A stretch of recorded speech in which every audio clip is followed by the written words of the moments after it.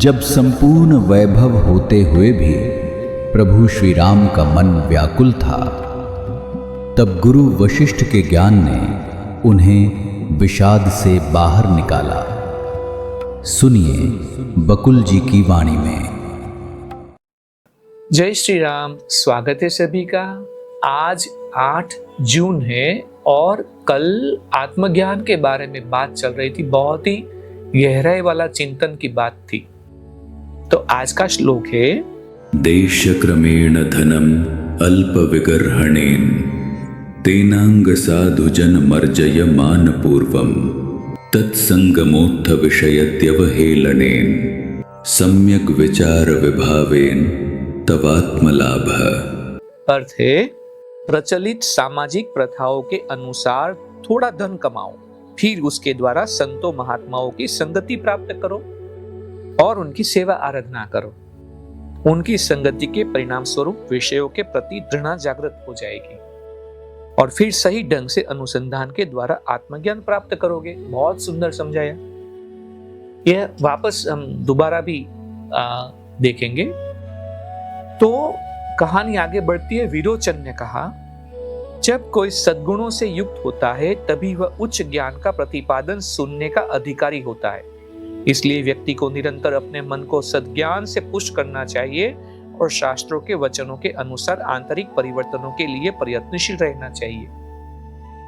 जब मन इस प्रकार परिवर्तित हो जाता है तब वह बिना किसी व्यवधान के सत्य को परावर्तित करने लगता है।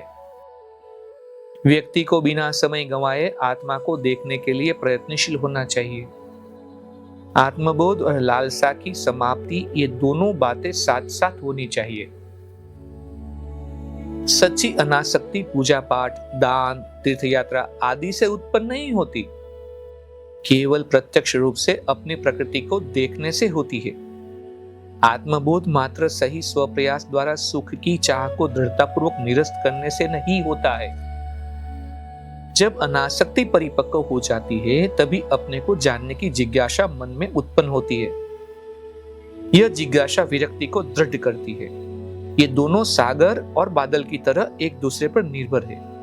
ये दोनों तथा आत्मबोध सभी घनिष्ठ मित्र है और सदा एक साथ विद्यमान रहते हैं।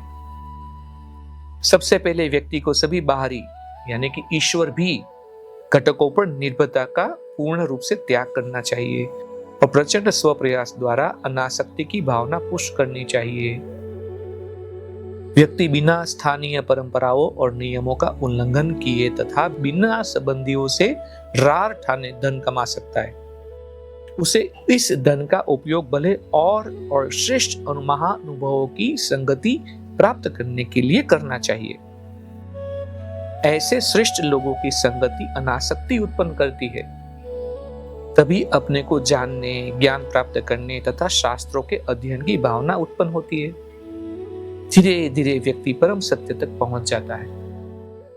मेरे पुत्र, जब तुम सुख की चाह से पूरी तरह मुंह मोड़ लोगे तब तुम अनुसंधान के द्वारा परम स्थिति प्राप्त कर लोगे। जब आत्मा पूर्ण रूप से शुद्ध हो जाएगी तब तुम परम शांति में दृढ़ता पूर्वक स्थित हो जाओगे।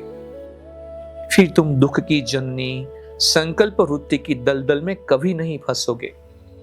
तुम जीवित तो बने रहोगे परंतु आशाओं और प्रत्याशाओं से पूरी तरह मुक्त रहोगे। तुम विशुद्ध हो, तुम्हारा अभिवादन। तुम शुभता के मूर्त रूप हो। श्लोक का वापस भाषांतर क्या है? प्रचलित सामाजिक प्रथाओं के अनुसार थोड़ा धन कमाओ, फिर उसके द्वारा संतों महात्माओं की संगति प्राप्त करो और उनकी सेवा आराधना करो। उनकी संगति के परिणाम स्वरूप विषयों के प्रति घृणा जागृत होगी और फिर सही ढंग से अनुसंधान के द्वारा आत्मज्ञान प्राप्त करोगे। और यहाँ पे हम विराम लेते हैं। कल देखते क्या होता है। जय श्री राम। इस ज्ञान यात्रा में हमारे साथ बने रहने के लिए चैनल को सब्सक्राइब करें और बेल आइकॉन दबाएं।